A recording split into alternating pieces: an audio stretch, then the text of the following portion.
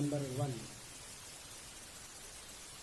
కొంతమంది ఏమో ఇది ఆర్కియాలజీ డిపార్ట్మెంట్ భూమి ప్రభుత్వ భూమి అని కొంతమంది ఎక్కువ మంది ఒకరిద్దరేమో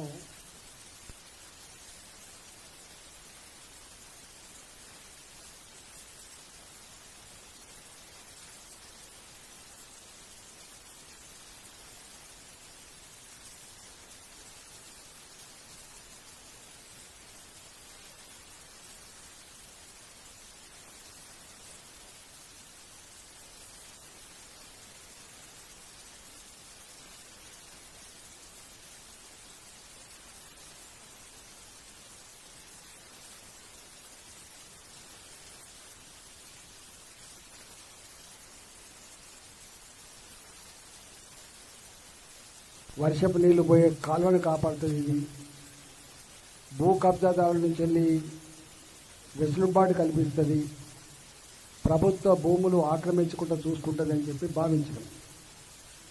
కానీ హైడ్రా అతి తక్కువ కాలంలోనే తన నిజస్వరూపాన్ని బయటపెట్టింది. ఇవాళ హైడ్రా కనికరం లేకుండా కన్నీళ్లు కారుతున్నా ఆర్తనాదాలు పెట్టినా పేదలు కట్టుకున్న గూడు వాళ్ళ కళ్ళ ముందే కూల్చేస్తున్నప్పుడు ప్రజలు శాపనార్థాలు పెట్టడం తప్ప ఇంకా ఏమీ చేయలేని నిస్సహాయ పరిస్థితులు ఉన్నట్టుగా అర్థమవుతాం. ఈ హైడ్రా దొంగచాటున వాళ్ళకు దమ్ము లేదు. వాళ్ళకు దమ్ముంటే ఇది ప్రభుత్వ భూమా, ఇది గవర్నమెంట్ భూమా ఎంక్వైరీ చేయాలి. ఒకవేళ ఇది గవర్నమెంట్ భూమి అయితే దీన్ని ఎవరు లేఅవుట్ చేసిండ్రు, ఎవడు బ్రోకరు, వీళ్ళకి సహకరించిన అధికారులు ఎవరు, వీళ్ళకు సహకరించిన రాజకీయ నాయకులు ఎవరు, వాళ్ళ మీద కేసు పెట్టాలి. దమ్ముంటే వాళ్ళు జైళ్ళ పాలు చేయాలి. కానీ ఈ హైడ్రా అధికారులను ముట్టుకునే దమ్ము వీళ్ళకు లేదు. హైడ్రాకు భూ కబ్జాదారులను తీసుకొచ్చి శిక్షించే అధికారం లేదు. ఈ హైడ్రాకు రాజకీయ నాయకుల పేరెత్తడానికి కూడా దమ్ము లేదు. కానీ హైడ్రా నోరు లేని జీవులు, చెట్టుకొకరు పుట్టకొకరుగా జీవించే వాళ్ళ ఇళ్ల మీద సాటర్డే అయితే కోర్టు ఉండదు, సండే అయితే కోర్టు ఉండదని చెప్పి మళ్ళెక్కడ కోర్టుకు పోతారో, మళ్ళా కోర్టులు మెట్లెక్కి ఎక్కడ న్యాయం కావాలని చెప్పి పేదలు కోరుతారో అని చెప్పి ఆ పేదల పక్షాన కోర్టు ఎక్కడ ఉంటుందో అని చెప్పి భావించి ఇవాళ కోర్టు లేని నాడు, కోర్టు లేని శనివారం, కోర్టు లేని ఆదివారం ఇవాళ ఇట్లాంటి దుర్మార్గమైన పనులు చేస్తుంది. ఇవాళ నేను అడుగుతున్న ఒకటే, ఇవాళ వీళ్ళకు కులమేందో తెలియదు, మతమేందో తెలియదు.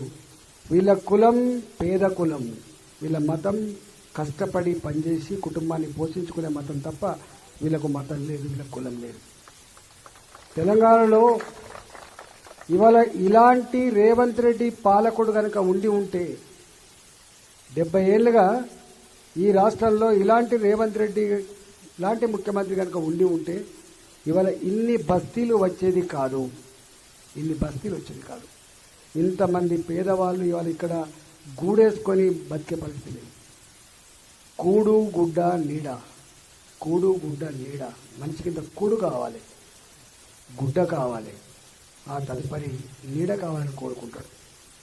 పేదవాళ్లకు ఇల్లు కట్టించే బాధ్యత వీళ్ళు చెప్తున్నట్టుగా ఆనాడు ఇందిరాగాంధీ ఆలోచించిందని చెప్తారు. ఇందిరమ్మ రాజ్యం, ఇంటింట సౌభాగ్యం, ఇందిరమ్మ ఇండ్లు. నేను ఒకటే అడుగుతున్నా, ఏ ప్రభుత్వం అయితే తెలంగాణ పల్లెల నుంచి వెళ్ళి పొట్ట చేత పట్టుకొని ఇక్కడికి వచ్చిందో వీళ్ళందరూ చెప్తున్న మాట ఏంటిది? 10 ఇళ్లల్లో పని చేసుకొని బతికేవాళ్ళం బిడ్డ, మేము కూరగాయలు అమ్ముకొని బతికేవాళ్ళం, మేము కూలి చేసుకొని బతికేవాళ్ళం, మేము మార్కెట్లో అమలుగా పనిచేసేవాళ్ళం, మేము మార్కెట్లలో ఆ రైతుల మధ్య జీవనం కొనసాగించడం చెప్పి చెప్తుండ్రు. వీళ్ళు ఎవరు? నేను కొనుక్కోను 60 గజాల ఇల్లు, నేను కొనుక్కోను 60 గజాల భూమిని. ఇవాళ దిక్కులేని వాళ్ళు. చచ్చిపోతే శవాన్ని కూడా కిరాయి ఇంట్లో ఉండనివ్వరు కదా. మేం దిక్కులేని సావు సావద్దు కదా. మేం అనాథ శవంగా ఉండద్దు కదా. మేము రోడ్ల మీద వేసుకునేటువంటి పరిస్థితి రావద్దు. మేము శ్మశాన వాటికలలో మా శవాలు వేసుకునే పరిస్థితి రావద్దు. మాకంటూ ఒక ఇల్లు ఉండాలి. అది 60 గజాల 50 గజాల కాదు, ఇల్లుంటే చాలని చెప్పి ఒక తరం కష్టపడితే ఒక 20 లక్షల రూపాయలు వస్తాయి. ఇళ్లల్లో పనిచేస్తే వచ్చేది నెలకు 10,000 రూపాయలు వస్తాయి. కూరగాయలు అమ్ముకుంటే 10,000 15,000 రూపాయలు వస్తాయి. హమాలి పనిచేస్తే 20,000 30,000 రూపాయలు వస్తాయి. వాళ్ళు ఇప్పుడు ఉపాసం ఉండి కాయ కష్టం చేసి ఆకలిని కూడా భరించుకొని పిల్లలకు కోరికలు ఉంటే కూడా చంపుకొని కనిపెంచిన అమ్మా నాన్నకు చక్కగా అన్నం పెట్టకుండా కన్న బిడ్డలను కూడా చక్కగా చూసుకోకుండా పోరగాళ్ళను తీసుకుపోయి గవర్నమెంట్ స్కూళ్ళలో వేసి పైసా జమ చేసి ఇవాళ ఈ అస్మత్పేటలో గజం 20,000 రూపాయల ఇక్కడ ఉండొచ్చు, 1,00,000 రూపాయల గజం, ఇక్కడ 70,000 రూపాయల గజం ఉండొచ్చు, 50,000 రూపాయల గజం ఉండొచ్చు. వీళ్ళు ఆ కాలంలో ఆనాడు 20,000 రూపాయల గజం వస్తుందంటే 25,000 రూపాయల గజం వస్తుందంటే తక్కువకు వస్తుంది కదా. 50,000 గజాలు సరే ఇల్లు కూలగొడుతుందా గవర్నమెంట్ అని చెప్పి వీళ్ళు కట్టుకున్నారు.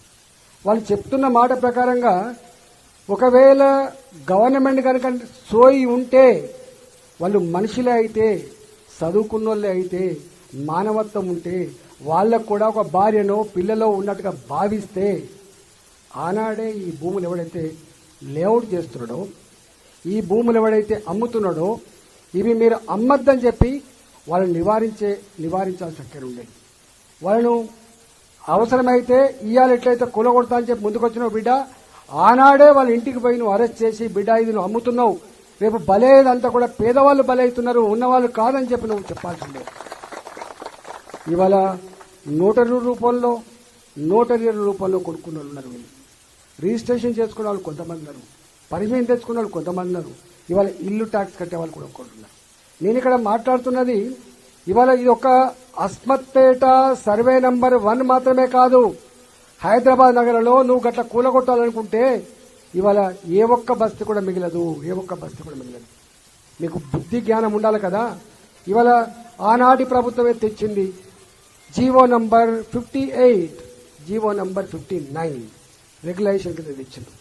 ఒకవేళ ఈ భూములన్నీ కూడా ఇండ్లన్నీ కూడా కాగితాలు లేకపోతే రెగ్యులరైజ్ కాకపోతే వాళ్ళకు హక్కులు లేకపోతే వాళ్ళకు హక్కులు కల్పిస్తా అని చెప్పి నువ్వు ఏ చట్టాన్ని తీసుకొచ్చినావో 120 గజాల లోపున్న పేదలకి రూపాయి ఖర్చు లేకుండా వాళ్ళకు కాగితాలు ఇస్తా అని చెప్పిందో ఆనాటి ప్రభుత్వం. వాడు ప్రభుత్వమే కదా. మేము ప్రభుత్వాలు మారొచ్చు, ముఖ్యమంత్రులు మారొచ్చు, కలెక్టర్లు మారొచ్చు, కమిషనర్లు మారొచ్చు, పోలీస్ డీజీపీలు మారొచ్చు, కానీ సమస్య మాత్రం గదే. ఇవాళ ఏ ఎంఆర్ఓ ఇవాళ ఏ కలెక్టర్ అయితే దీన్ని కూలగొట్టడానికి ఆదేశాలు ఇచ్చిండో ఆనాటి కలెక్టర్ ఏం చేసిండు, ఆనాటి ఎంఆర్ఓ ఏం చేసిండని చెప్పి ఈ నోరు లేని మహిళలు అడిగితే నీ జ్ఞానం నీ తలకాయ ఎక్కడ పెట్టుకుంటావు అని చెప్పి నేను అడుగుతున్నాను. మీరు ఎక్కడ తలకాయ పెట్టుకుంటారు? నేను అంటున్నా ఎందుకు ఇలా మొత్తం హైదరాబాద్లో 30 ఏళ్ల క్రితం 40 ఏళ్ల క్రితం నేను పక్షులకు తిరిగిన ఇక్కడ ఎంపీ అయినప్పటి నుంచి ఎక్కడ కంటి మీద కొనుక్కుని 2 ఏళ్ళు అవుతుంది ఎంపీ అయి. నేను తిరిగిందల్లా హైడ్రా ఎక్కడెక్కడైతే పేదల ఇల్లు కూలుస్తుందో పేదల ఇళ్ల మీదకి డోజర్లు పంపుతుందో అక్కడెక్కడ నేను తిరుగుతా ఉన్నాను. నేను ఒకటే ఇవాళ డిమాండ్ చేస్తున్నా, మీరు పేదల ఇండ్లు ముట్టుకుంటే పేదల ఇండ్లు కూల్చేస్తే నీ ప్రభుత్వాన్ని కూల్చేస్తామని చెప్పి ఇలా హెచ్చరిస్తున్నా. నీ ప్రభుత్వాన్ని కూల్చేస్తా. నువ్వు అనుకుంటున్నావు ఎక్కడ పోతావు? నువ్వు తొండ పరుగు ఎనుదక్కదా? ఎక్కడ పోతావు బాబు? నువ్వు మళ్ళీ వస్తావు కదా 2028లో. రాదా నీ గుర్తు, రాదా నీ నాయకుడు, రాడా నీ పార్టీ? గప్పుడు తెలుస్తారు కదా.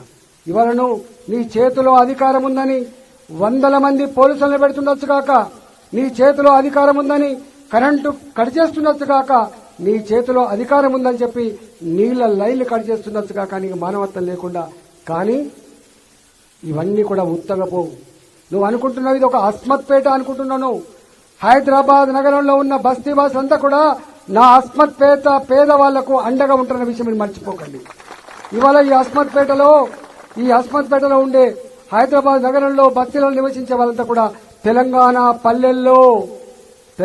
పల్లెల్లో ఉపాధి లేకపోతే ఉపాధి లేకపోతే కన్న తల్లిని అక్కడే వదిలిపెట్టి కన్న బిడ్డలు వేసుకొని పొట్ట కూటి కోసం వచ్చిన వీళ్ళంతా కూడా, వీళ్ళు బతకచ్చిన వీళ్ళంతా కూడా ఆ కన్నగడ్డ అన్నం పెట్టి ఉంటే, ఆ కన్నగడ్డ ఉపాధి కల్పించి ఉంటే వీళ్ళు ఇక్కడికి వచ్చేవాళ్ళు కాదు. ఇలా ఏ మనిషి కూడా మంచిగా బతకాలని కోరుకుంటాడు, మంచి ఇల్లు కావాలని కోరుకుంటాడు, మంచిగా చదివించాలని కోరుకుంటాడు, మంచి జీవనం ఉండాలని కోరుకుంటాడు తప్ప మురికి బతుకులు ఉండాలని చెప్పి ఎవరు కోరుకోరు. ఇవాళ 60 గజాలు 50 గజాల ఇళ్ల జాగాల కోసం వీళ్ళు ఆలోచిస్తున్నట్టే వీళ్ళు పెద్దవాళ్ళ, వీళ్ళు పేదవాళ్ళ, మీకు జ్ఞానం ఉందా అని చెప్పి అడుగుతున్నాను. మీకు జ్ఞానం ఉందా అని చెప్పి అడుగుతున్నాను.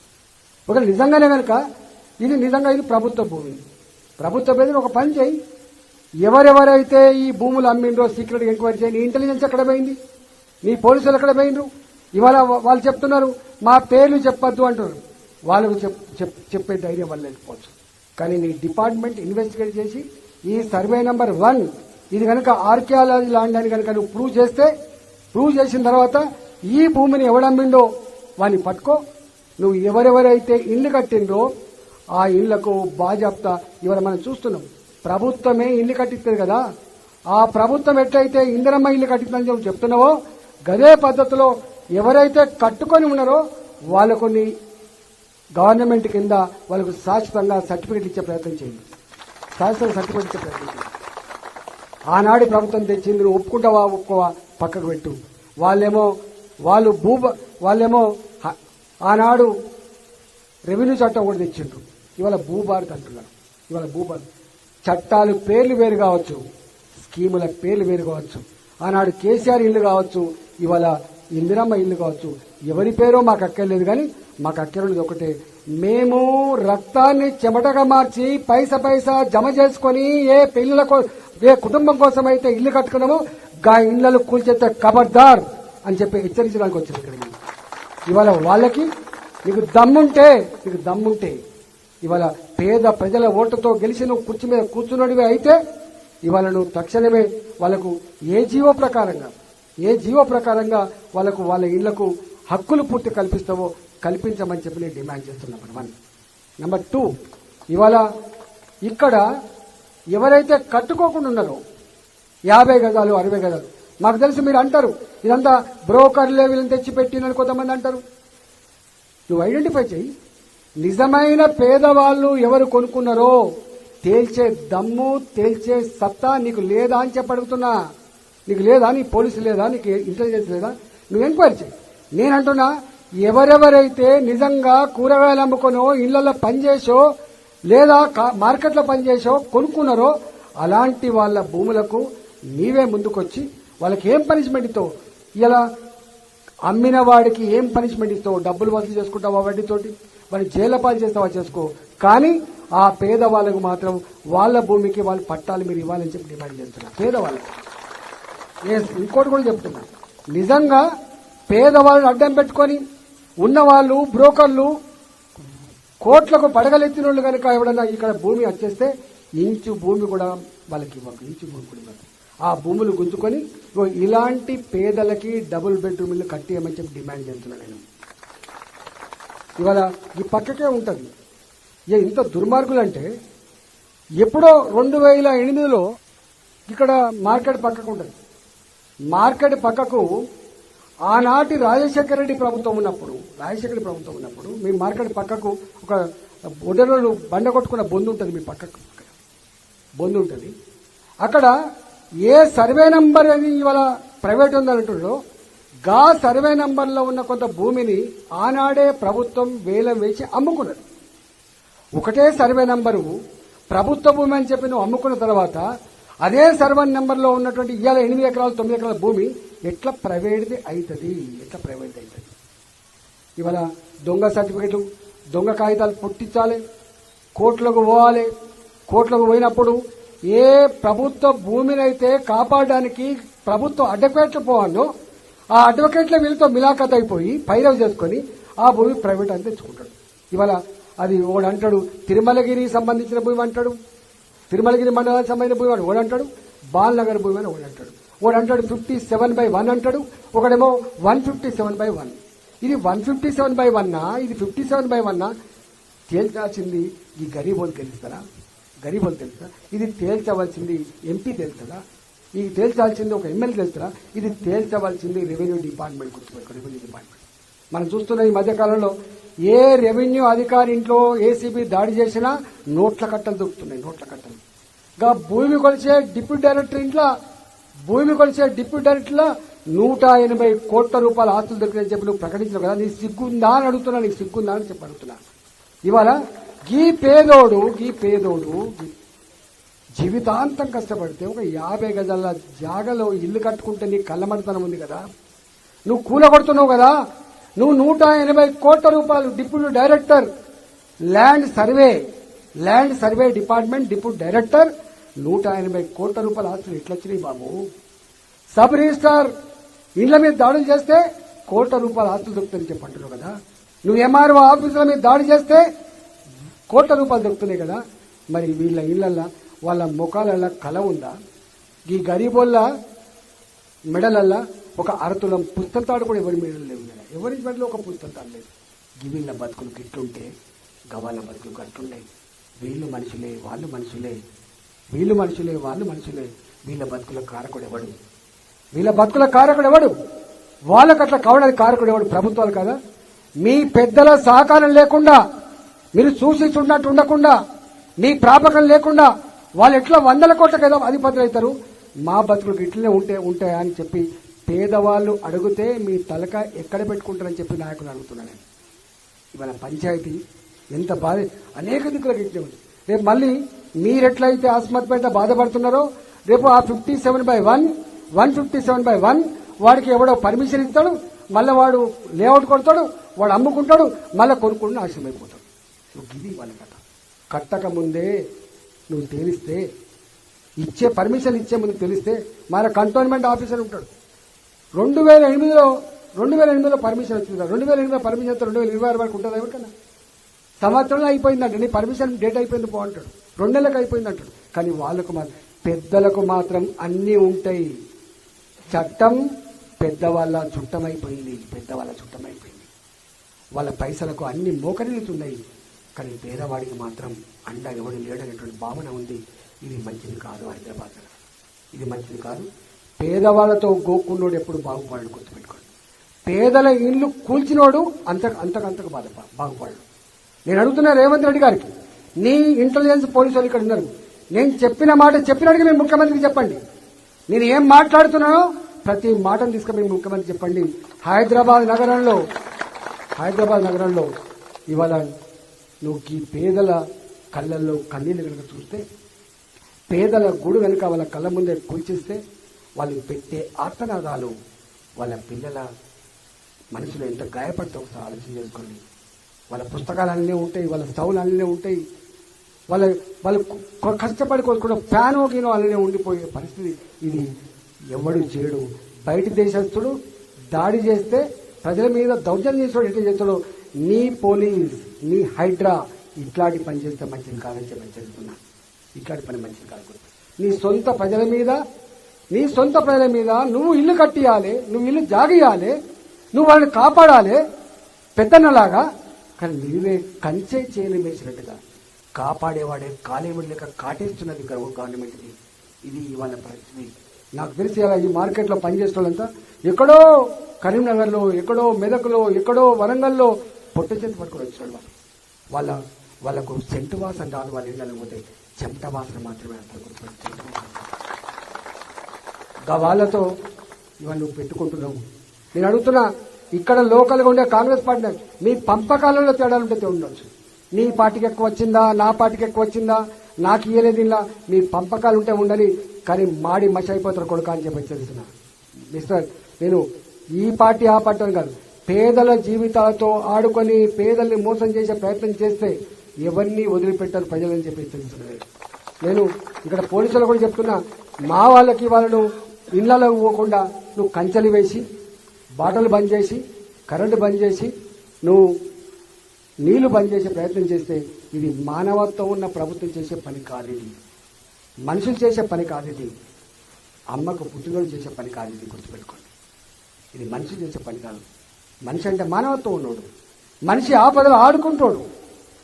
మనిషి ఎవరు కన్నీళ్లు పెడితే కన్నీళ్ళకు పరిష్కారం చూపెట్టాడు మనిషి తప్ప ఇట్లా మానవత్వం లేకుండా ప్రవర్తించేవాడు కాదు. నేను పోలీసులను కూడా చెప్పదలుచుకున్నా, మీరు చక్కన రమ్మని పిలవంగానే వచ్చి ప్రజల మీద దౌర్జన్యం చేస్తే నీ డిపార్ట్మెంట్ కూడా మంచిది కాదు. మీరున్నది దొంగలు పట్టుకోవడానికి, మీరున్నది గంజాయిని పట్టుకోవడానికి, మీరున్నది అక్రమాలు చేసిన జైలు పెట్టడానికి, మీరున్నది కూలీకోలను జైలు పెట్టడానికి తప్ప మీరున్నది పేదల ఇల్లు కూల్చేస్తే కాపల కాసే డ్యూటీ మీ పోలీసులు కాదు. గుర్తుపెట్టుకోమని చెప్పి చెప్తున్నా.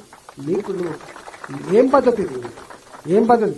రంగనాథ్, ఇవాళ నువ్వు అనుకుంటున్నావు నీకు కోర్టు ఇన్నిసార్లు మొట్టికాయలేసినా, ఇన్నిసార్లు నిన్ను మందలిచ్చినా కూడా నువ్వు అనుకుంటున్నావు రేవంత్ రెడ్డి అండ ఉందని చెప్పి అనుకుంటున్నావు. కానీ ప్రజల శాపం ఉంటుందనే విషయం మీరు మర్చిపోకండి. ప్రజల కర్స్ దాన్ని వదిలిపెట్టదనే విషయం మర్చిపోకండి. రంగనాథ్, ఇది మంచిది కాదు. నేను మళ్ళీ చెప్పబోతున్నా, ఒక్క ఇల్లు కూల్చేసిన బాధ్యత మీదే, ఒక్క పేదవాడి భూమి గుంజుకున్న బాధ్యత మీదే. కానీ బ్రోకర్ల భూములు ఏవైతే ఉన్నాయి ఇక్కడ గుంజుకో, మాకేం బాధ లేదు. బ్రోకర్ల వాళ్ళ చేతిలో ఉన్న భూములు గుంజుకోండి, పేదలకు డబుల్ బెడ్రూమ్ కట్టి అని చెప్పి డిమాండ్ చేయడానికి వచ్చిన, ఒకవేళ ఇవాళ మీరు ఈ పనిని కనుక పెడచేర పెట్టి కనుక వచ్చేస్తే ఈ హైదరాబాద్ నగరంలో బస్తీలను ఏకం చేస్తాం, పేదవాళ్ళని ఏకం చేస్తాం. మీ ప్రభుత్వాన్ని గద్దె దించేంత వరకు భారతీయ జనతా పార్టీ ఎంపీగా మీ వెంట ఉంటా అని చెప్పి హామీ ఇవ్వడానికి వచ్చినాం. కాబట్టి మీరు గంత భయపడే అక్కర్లేదు. గుర్తుపెట్టుకోండి, ఊరికేవాడు ఉన్నంత వరకే తరిమేవాడు. మన పేదోళ్ళం, మనం కొట్లాడితే పోయేది ఏం లేదు. ఏం చేస్తారు వాళ్ళు? 2 కేసులు పెడతారు కావచ్చు, 2 దెబ్బలు కొడతారు కావచ్చు. ఎక్కడ పోతారు వీళ్ళు? ఎందుకంటే ప్రధానికి భయపడు, మీకు అండగా తప్పకుండా మేము ఉంటాం, మొత్తం పార్టీ మీకు అండగా ఉంటుందని చెప్పి మాట్లాడడానికి వచ్చినాం. కాబట్టి నేను ఈ మాట చెప్పబోతున్నా, ప్రభుత్వానికి లెటర్ రాస్తాయి. దీని మీద ప్రభుత్వానికి ఇవ్వాలి లెటర్ రాస్తా ముఖ్యమంత్రి గారికి. ముఖ్యమంత్రి గారు ఆలోచిస్తారని చెప్పి అనుకుంటున్నా, రెవెన్యూ మంత్రి గారు ఆలోచిస్తారని అనుకున్నా. ఆలోచించకపోతే ఏం చేయాలో తదుపరి కార్యాచరణ ప్రకటిస్తా అని చెప్పి మనం చేస్తూ మీ అందరి నమస్కారం తెలుపుతున్నా. ధన్యవాదాలు.